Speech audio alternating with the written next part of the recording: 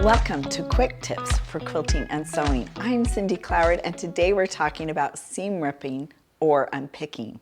So whether you're new to sewing or been sewing for decades, a seam ripper is an essential tool in your sewing room.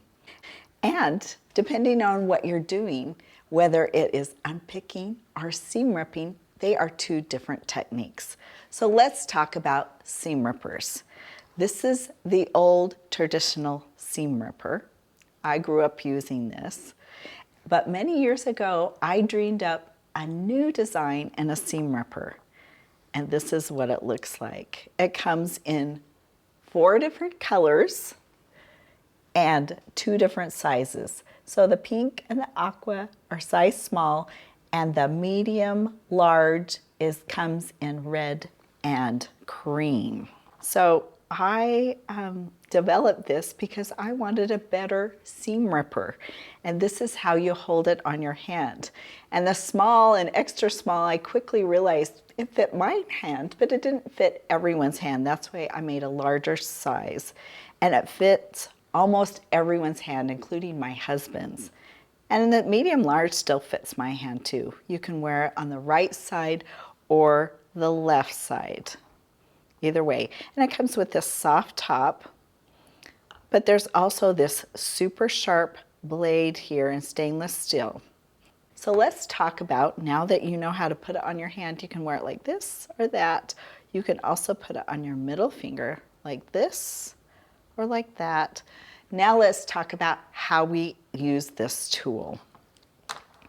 So when you're seam ripping, seam ripping generally is for garment sewing. I've never seam ripped for quilt blocks. I unpick for quilt blocks.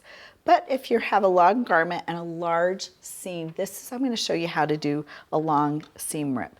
And you've probably always wondered, what is that red bulb for? Well, it is for seam ripping, and you hold the tool upside down like this.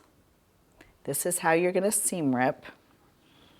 And you got to put tension on your fabric, and not all fabrics are created equal. So if you have a fragile fabric, you're not going to want to seam rip the whole way. So you're going to have to unpick. This is where you unpick your back stitches. You're going to open up your seam a little bit. Going to unpick here. Get it started a little bit. And you're going to flip it upside down, and this bulb actually pushes the fabric away so it doesn't tear your fabric when you're doing a long seam rip. And I kind of pull like this, and you put tension on like this, and you're going to go all the way down your fabric just like this. Oh, we're getting to the very end. There. You just watched how easy it is to seam rip a long seam. Now for quilting, generally, I do what's called unpicking. So you don't want to unpick from the outside unless you want to get started.